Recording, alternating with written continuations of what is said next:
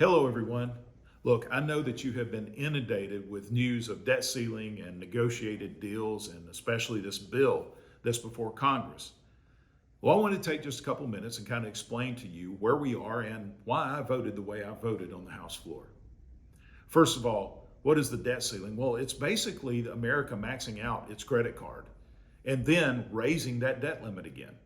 Now, I have traditionally voted against raising America's debt limit because we have shown no fiscal responsibility. It's just like a family who maxes out their credit card, then they increase the amount, they don't change their spending habits, so they just max out the credit card again. We can't continue in that process, but that has been what's happened in modern American history, especially since the Obama era, which is to create a tremendous amount of debt and instead of paying it down, just to raise our debt limit. Now, we are at that point. As of June the 5th, we're not able to pay our national debt. So a few weeks ago, the Republicans in the House passed a bill that raised the debt ceiling, but it put into place some pretty strong constraints on spending going forward. Now, since there's a Democrat in the White House and the Senate is controlled by Democrats, we had no idea that we would actually be able to get this through. In fact, this was simply a starting point to negotiate something. So we passed it overwhelmingly out of the House, and that caused the president, who had said for months he would not negotiate, all he wanted was a clean debt ceiling. It forced him to come to the table.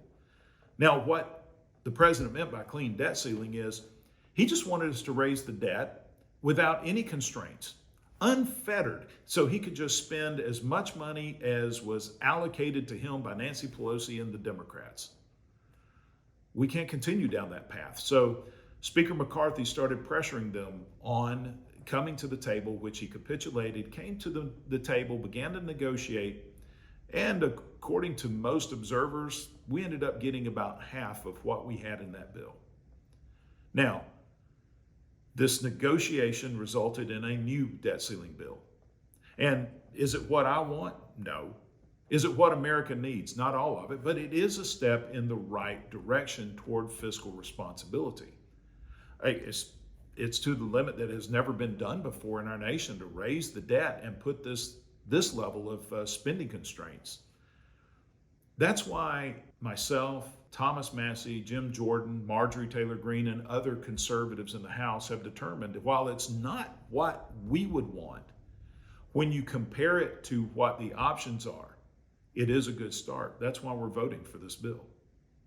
Now, what are the options? Well, we could have not passed this bill, and the Democrats would have brought to the floor, which they already have ready, a bill that would just be a clean debt ceiling. And I'm sure to avoid going into default, a number of moderate Republicans would have joined in with the Democrats and voted to pass a clean debt ceiling. If they didn't do that, then the bill that we had already passed out of the House is sitting in the Senate. The Senate would have taken it up, and Chuck Schumer and Mitch McConnell would have rewritten that bill and sent it back to the House as a clean debt ceiling. And the final option, which some has advocated for, is let's just let the nation default on its debts. This is not a good idea in the least. Economists will tell you that would create a financial crisis in this nation that we have not seen since the Great Depression. In fact, it would be a national security risk because as interest rates would begin to soar and businesses shut down and we are in default, that opens a huge door for China to take advantage of it. And we can't afford that right now. So, considering the alternatives, this is a good step in the right direction. It's not what I want, and it's not what a lot of people want, but it is the beginning. Now, you may be familiar with Dave Ramsey. I'm a huge fan of Dave Ramsey. He is the Christian financial advisor who helps people get out of debt. And I've said for a long time that I think that America, our federal government, needs to be on Dave Ramsey's plan. And it's ironic that on Dave Ramsey's plan, the first thing you do is you stop digging a hole, and then you take baby steps to get yourself out of debt. And I think that's a good analogy for where we are right now. This isn't a giant leap, but it is a baby step. And that's why I and most of the conservatives in the House of Representatives are supporting this bill.